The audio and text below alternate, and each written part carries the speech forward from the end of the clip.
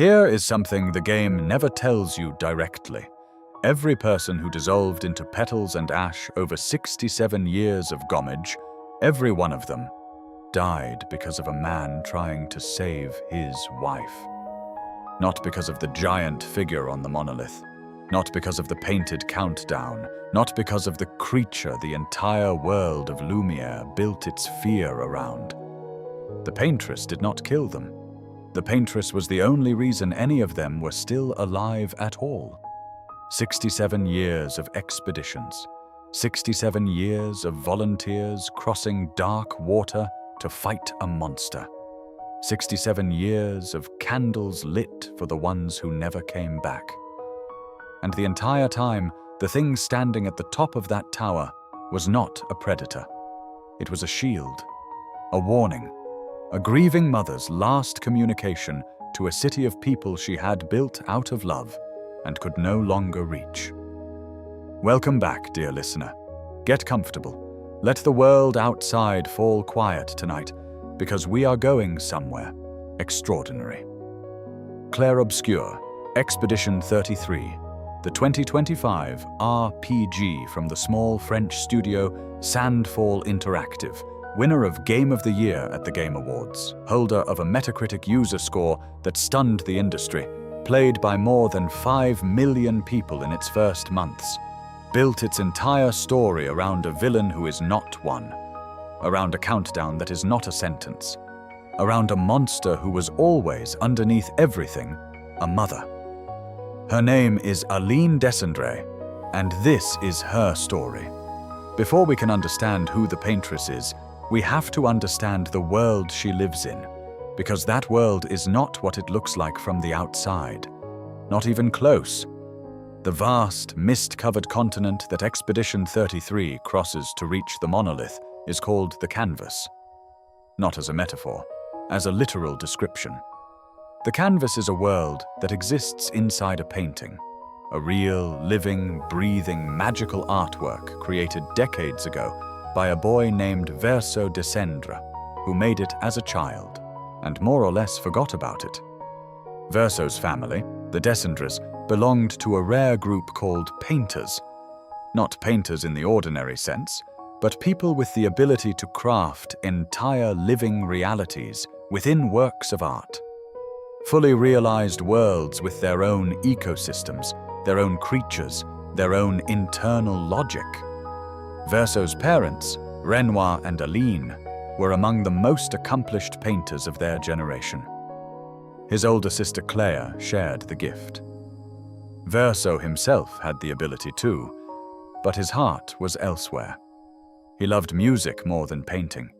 He played piano and guitar, and the one canvas he made as a child, as a kind of private garden for himself. He filled it with the things he loved. Lumière, that sideways, slightly melted reimagining of Paris, with its cobblestones and gas lamps and faded grandeur, is his version of his real home city. The Gestrels, those proud and martial beings with their particular code of honor, were entirely his invention. Esquire, the warm and devoted creature who joins Expedition 33 and earns more affection from players than almost any character in the game, was based directly on Alicia's real-world dog. These are the things a child places in a world for safekeeping. Familiar shapes, beloved feelings, the sense of somewhere that will always be there. Here is the first thing to hold on to. Alicia painted the landscape and its creatures. Aline, much later, painted the humans.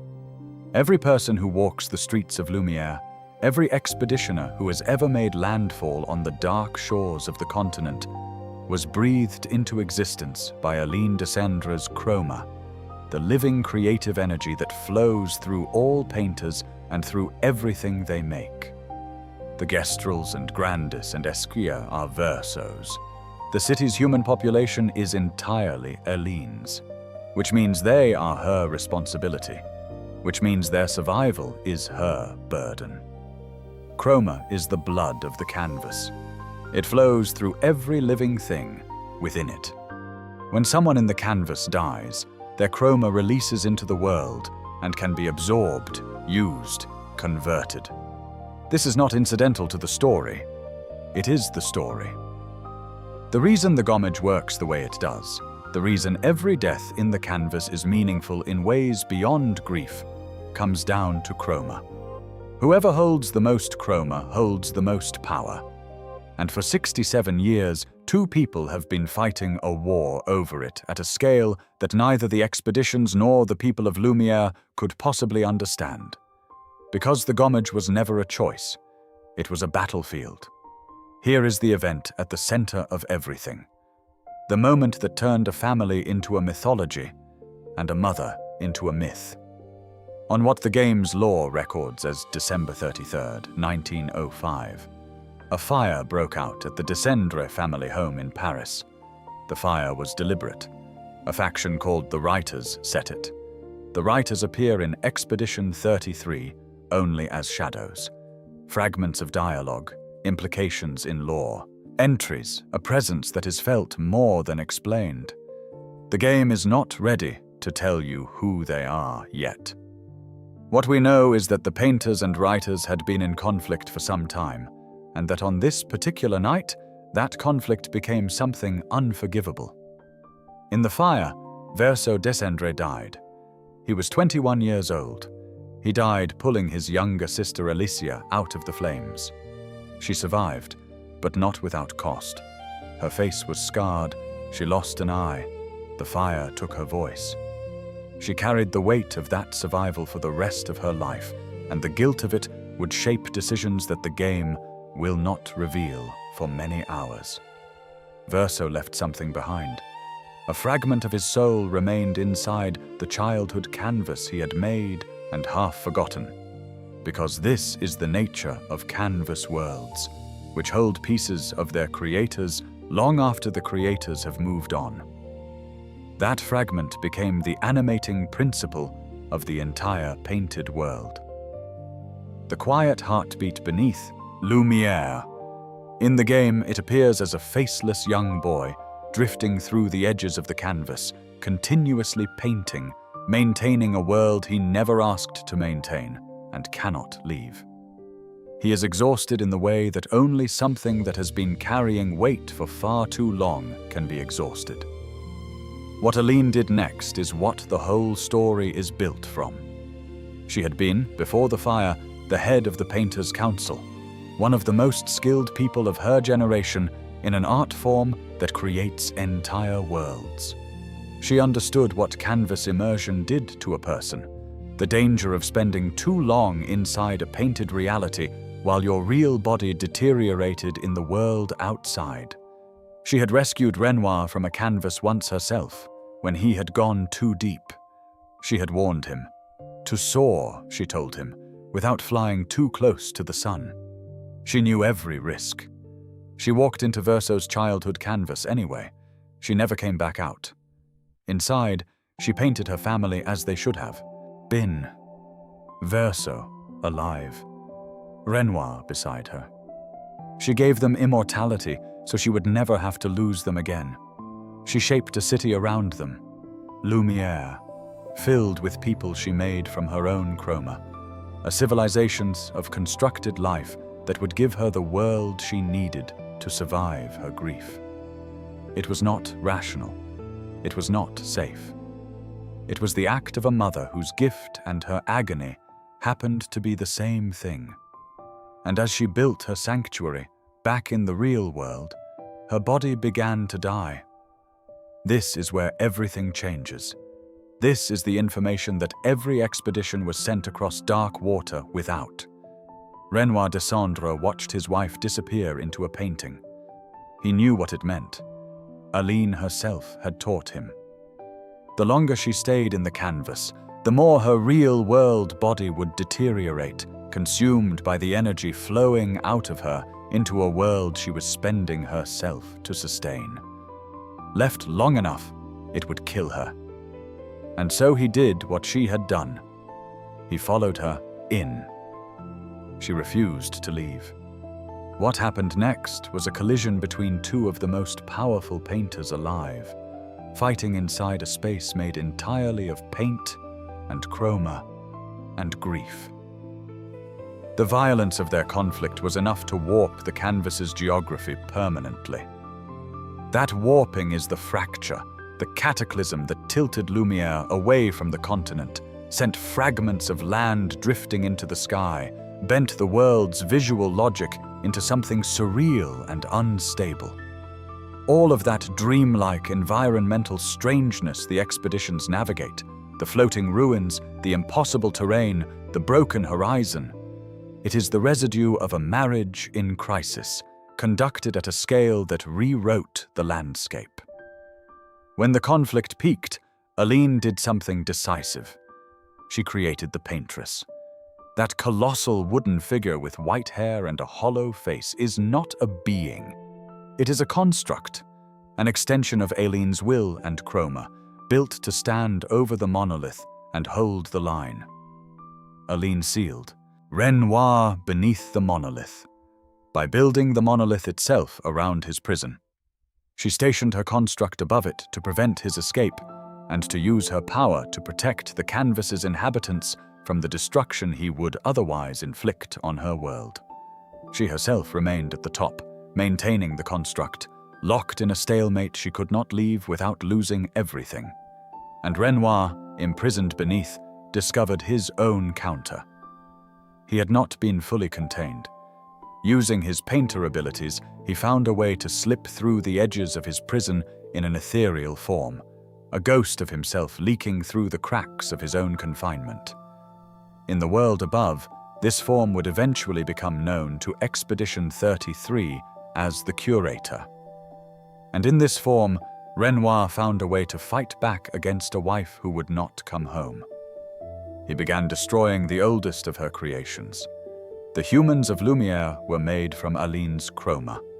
When they died, that chroma bled back into the canvas, and Renoir could absorb it, siphon it, drain it away from the woman whose power was the only thing holding his prison in place and keeping the world functional. The oldest people first, because their chroma was most depleted and most accessible. Then the next oldest. Then the next, year by year. Each death drained Aline a fraction further. Each Gommage pushed her threshold back by one more year. The goal was not mass extinction. The goal was to drain Aline until she had no strength left to maintain the canvas, and would be expelled from it, or simply lost. The yearly Gommage has always been Renoir's mechanism, not Aline's, and the number painted on the monolith, the one that Lumière reads as a death sentence, a declaration of who will be erased next, is Aline's response to it. It is the age below which she can still intervene. When she painted 100, she was strong enough to protect everyone younger. When she painted 33, her power had been whittled down to the point where only those younger than 33 still fell within her protection. The Gommage does not kill the people she selects. It kills the people she can no longer reach. And every year, she paints the new edge of her strength on a tower visible for miles, because it is the only message she can send. For 67 years, she has been painting a warning on a wall, and nobody could read it. The people of Lumière looked at that countdown and saw a monster marking her progress toward their extinction. What they were actually seeing was a woman's slowly failing power, mapped in numbers, broadcast across the horizon every year because it was the only voice she had left. Now we come to the characters the game frames as obstacles, and what the truth of them reveals. When Expedition 33 makes landfall on the dark shores of the continent, most of them are killed almost immediately.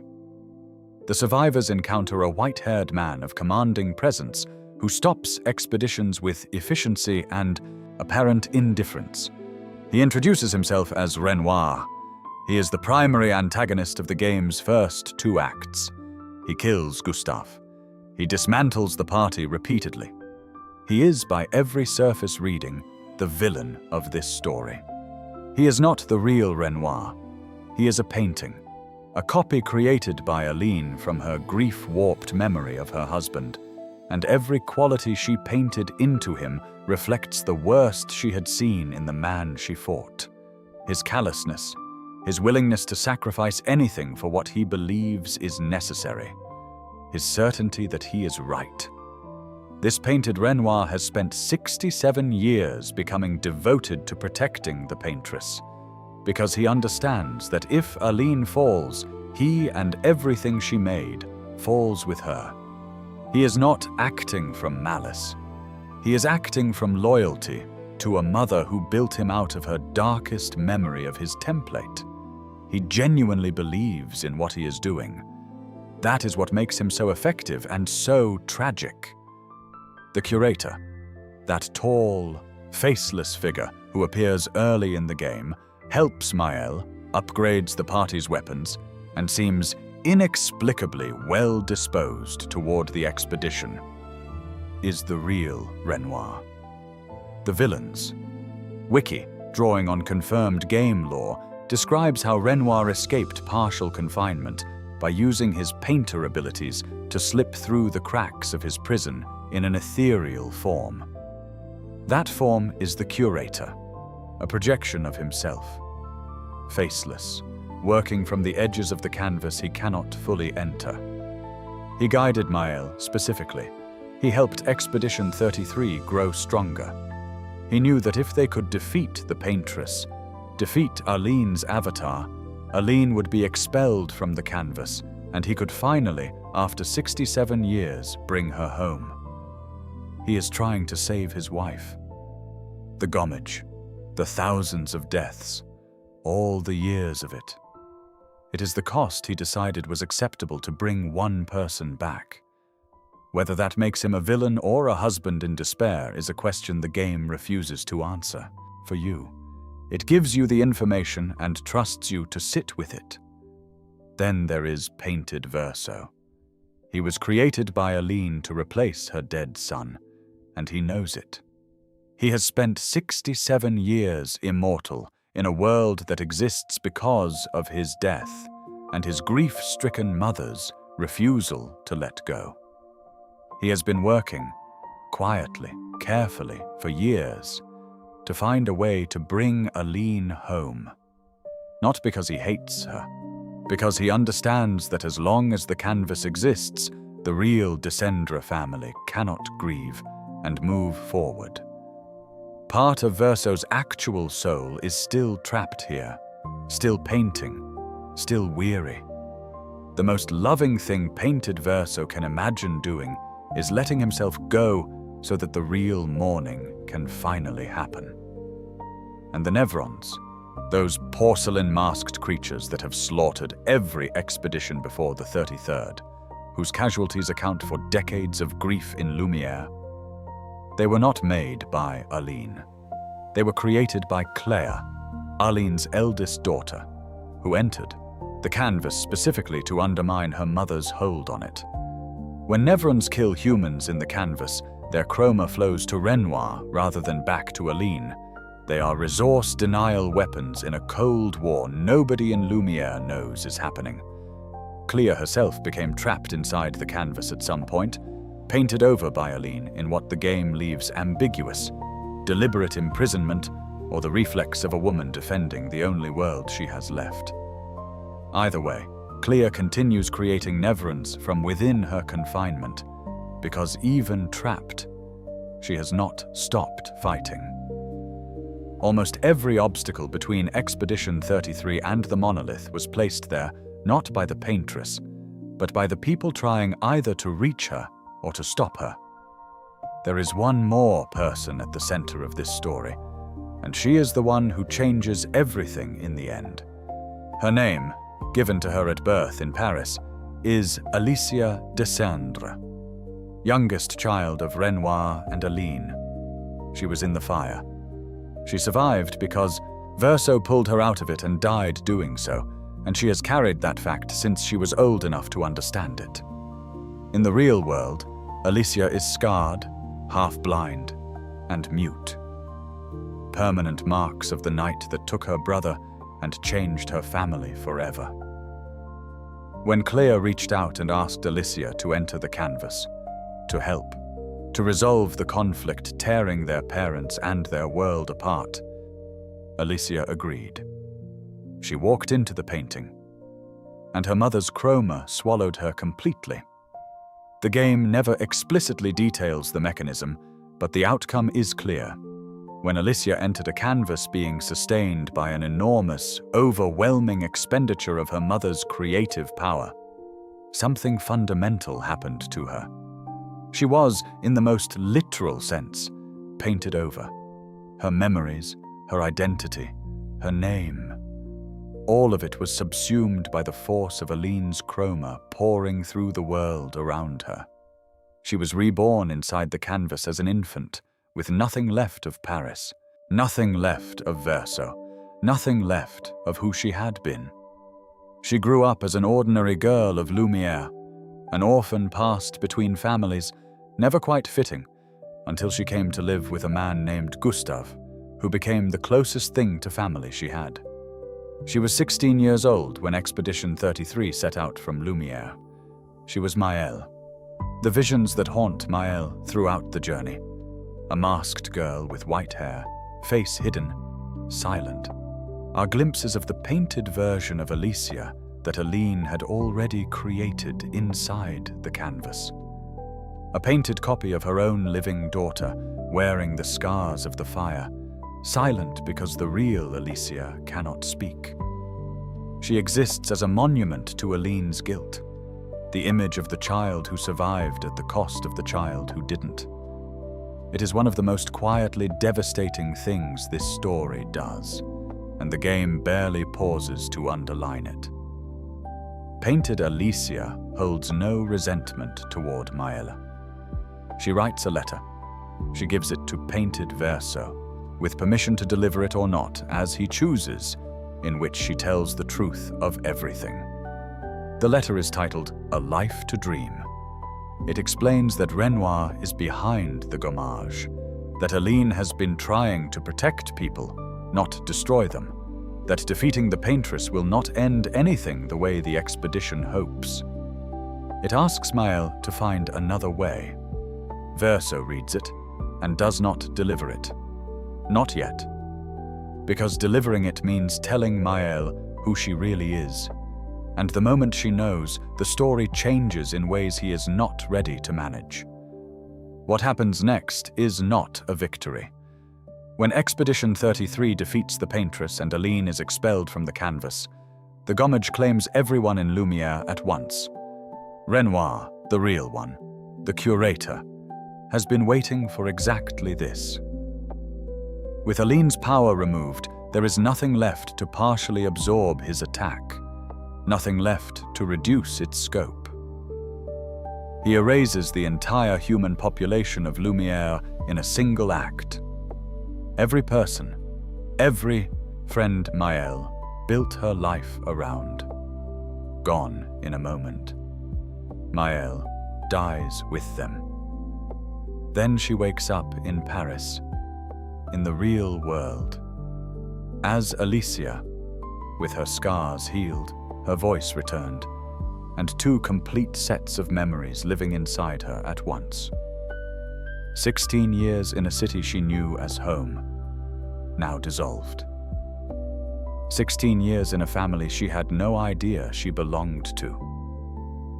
The game does not tell her, or you, whether to feel found or broken by this.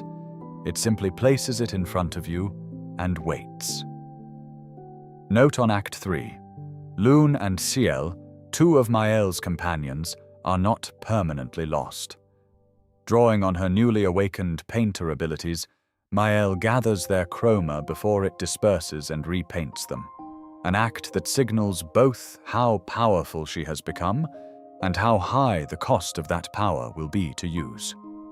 When Expedition 33 finally reaches the Paintress at the summit of the Monolith, the encounter is structured as a final boss fight, the emotional and narrative climax of Act 2. 2 phases, enormous scale, the full weight of the journey pressing down on every action, everything the game has been building toward, delivered as a confrontation. But pay attention to what she does not do across the entire fight. She never uses the Gommage against the party. She has access to the Monolith's power. She has been connected to the mechanism that has erased age groups of people for 67 years. Or rather, the mechanism has been operating through her, despite her, against the purpose she was built to serve. She could, with the logic of the world's rules, attempt to erase the expeditioners outright. She does not.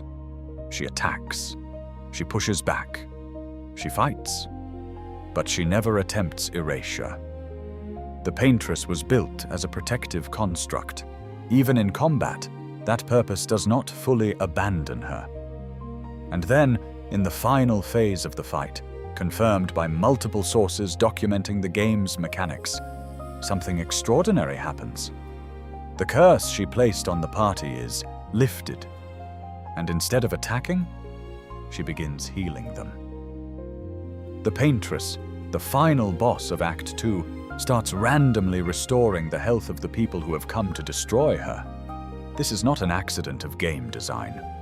The most coherent reading, and the one that lines up with everything the lore establishes about Aline and the Paintress as her instrument, is that as Aline's control over her construct wavers during the fight, the construct's underlying purpose reasserts itself. She was made to protect. Even at the moment of her defeat, she cannot stop trying to do that. It is also worth knowing that during the second phase of this fight, the Paintress is not alone. Aline herself manifests more directly as a second form, called the Curatress in the game's data, fighting alongside her own puppet. Two expressions of the same woman, defending the same grief-built world against people who have no idea what they are really taking apart. By this point in the story, Aline's mental state is not intact. She has spent 67 canvas years in isolation at the top of the Monolith, her power draining, her clarity eroding. When Painted Verso speaks to her, she believes for a moment that the real Verso has somehow returned. When she sees Maelle, she calls her Alicia, because some deep residual recognition pushes through the confusion, the grief, the decades of alone. She is not fully present in the world she made. She is buried somewhere inside it, in a grief so old it has become part of the architecture. The tragedy of this fight is not that Expedition 33 defeats her. The tragedy is that they had no way to know what they were being asked to do. Here is the recontextualization the game delivers in the silence after the climax, and it lands like something falling a very long way. Expedition 33 defeats the Paintress. They do what 67 years and 32 previous expeditions could not. They reach the summit. They break Aline's hold on the canvas. They expel her from the world she built. In the moment, it registers as triumph. The thing they traveled across an entire continent to accomplish has been accomplished. And then every human being in Lumière ceases to exist. All at once. In a single Gommage. Because the moment Aline's power is removed from the equation, Renoir faces no resistance. He has spent 67 years accumulating the chroma from every person Aline could not save. Now, with nothing partial absorbing his attack, nothing blunting its edges, he erases the remainder in an instant. The city that was the whole reason the expedition existed, every street and building and candle-lit window, empties in a breath. The expedition, in winning, removed the shield. Every expeditioner who died crossing the continent trying to reach the Monolith died not because of the Paintress.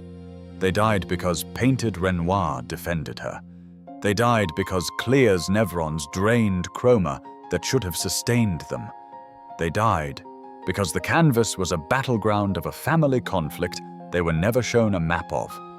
They were casualties of a tragedy conducted at civilizational scale, sent to fight a monster that was never what she looked like, by a city that could not know the difference. The Curator, revealed fully now as the real Renoir, intended all of this. He does not experience it as murder. He experiences it as the price of bringing his wife home. He makes this explicit to Maelle as Alicia. He did not want to destroy the canvas. He understands what it holds. He simply could not see another way. Two grieving parents, each trying to honor a dead son in the only way they knew, and the cost of their conflict has been an entire civilization's worth of life. The game does not let either of them be the villain. It does not let either of them be innocent. So, after all of that, who do we point to? The game gives you the information and waits. Renoir initiated the Gommage. Thousands of deaths, year after year, as a mechanism to drain one person's power and force her home. He guided the expedition toward a goal he knew would result in the mass erasure of Lumière's population. He killed Gustave directly. He is, by any measure of direct harm consciously inflicted, the character who caused the most damage. And yet he watched his wife dying in a painting, and he followed her in. He spent 67 years trying to pull her out of the world her grief had made. He was catastrophically wrong in how he did it. His love for her was never in question. Aline built a civilization without the consent of the people she made. She painted a version of her own living daughter, wearing the marks of that daughter's most traumatic night, and used it as a monument to guilt. She chose a painted world over her real family. She sustained a conflict that killed every expeditioner for 67 years. She is not without fault. And yet she built every person in Lumière from her own chroma. She spent 67 years sustaining them with it, alone. Everything she defended because it was where her dead son still breathed. Clair's Nevrons killed indiscriminately. The painted Renoir was efficient and remorseless. The writers set the fire that started everything. Every faction made choices that caused harm, with incomplete information, for reasons that made sense from where they stood. Creative director Guillaume Broche and lead writer Jennifer Svedberg-Yen have both spoken about the core decision that shaped the story. This was never going to be a tale of good against evil. It was always going to be a story about people who love each other, whose different answers to the same loss brought them into a conflict with no clean resolution. Broche has described the origin of Aline's character, the question he asked his own mother about what the worst thing that could happen to her would be. She said, losing one of her children. That answer, simple, human, universal, is the foundation everything is built on. Aline Dessendre is not a symbol. She is that answer, given paint and power and a world to disappear into. The true antagonist of this story is not a person. It is grief.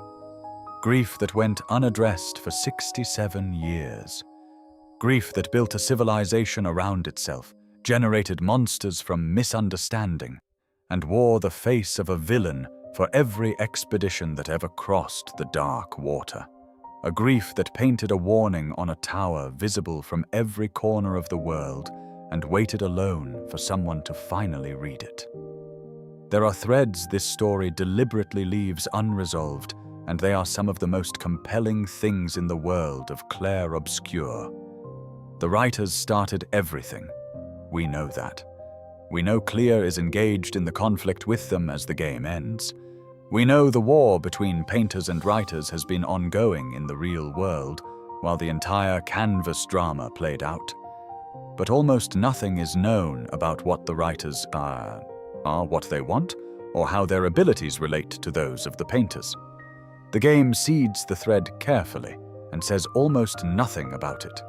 There is a reading in the community, unconfirmed but worth mentioning as exactly that the writers might sit in the same relationship to painters that painters sit in to the people of Lumière, one level of reality above, able to author rather than merely paint. The game does not confirm this. It feels earned by the logic of the story's structure. It remains, for now, an open question.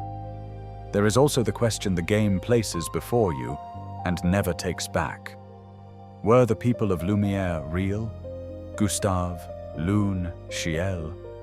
Were they real? They were made from chroma. They were painted, not born. And yet they felt. They chose.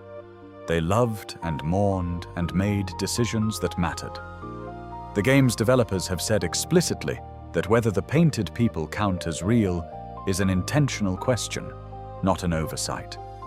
Both endings carry it forward rather than answering it. Choose Verzo's ending, and the canvas ends. Painted souls dissolve. Maelle returns to the real world as Alicia. The Dessendre family stands at a graveside, finally together. The game calls this a life to love. Choose Maelle's ending, and the canvas continues. She remains inside it. She becomes its new paintress, and in doing so, she mirrors her mother's choice so precisely that it almost becomes its own kind of warning. The game calls this a life to paint. Neither ending is triumphant. Both are honest. Broche has said publicly that the creative team does not agree on which ending is correct. That disagreement, he has said, is the point. These are not a good ending and a bad ending. They are two different answers to the same question. What do the living owe the dead? And what do the dead ask of us, when what they ask is everything? Clair Obscur. Expedition 33 became the most awarded game in the Game Awards history at the 2025 ceremony. 9 awards from 13 nominations, including Game of the Year. The Golden Joystick Awards agreed. The DICE Awards agreed. 5 million players in its first months.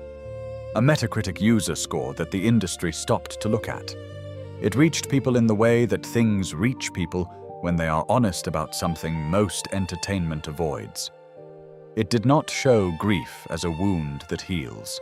It showed grief as something with the power to build worlds, to sustain civilizations, to generate decades of suffering not from malice, but from the basic, human, universal inability to accept that someone you loved is gone and will not come back, no matter how much power you have, no matter what you build with it. Sandfall Interactive. 30 developers, Montpellier and Paris. A studio that started with a Reddit post asking if anyone wanted to help make the RPG its creative director had dreamed about since childhood. Made something that holds its world accountable while holding every person in it with mercy. No one in this story has the full picture. No one can see everything at once.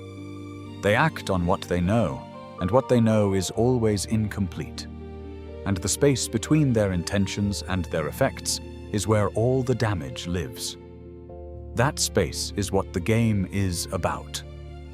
And here is the final thing worth sitting with, the one that only becomes visible once you know everything. The expeditions that Lumière sent to destroy the Paintress are, the evidence suggests, exactly what Aline needed. Not because she wanted to die, not because she wanted to be defeated, but because she had been alone at the top of that tower for 67 years with no way to speak, no way to call for help, no way to explain what she was doing and why. She could only paint a number on a wall. She could only hold the line. She could only hope that someone, eventually, would look at that number and understand it as something other than a threat. She never stopped trying to protect the people she had built. Even losing the fight, she healed them. Even in the final phase of the battle that ended her vigil, the construct she had made to stand watch turned its power toward keeping them alive. She was not the villain the game's world believed in for 67 years. She was the last piece of protection standing between Lumière and a much colder truth. And when she finally fell still trying. That is who she was. A mother. a painter. A woman who loved past all reasonable limit and held a wall against the dark, alone, until the very end. Thank you so much for spending this time with me tonight. If the Paintress means something different to you now than she did when this started, if this story settled somewhere real, it would mean the world to me if you left a like and considered subscribing to the channel. Each one tells me that this kind of slow, careful, story-first exploration is worth keeping going. We will be back soon with another world worth getting lost in. Until then, rest well. The canvas is quiet. The number on the monolith has finally stopped. And somewhere in the real world, a family is standing at a graveside in the rain, finally able to begin. Good night.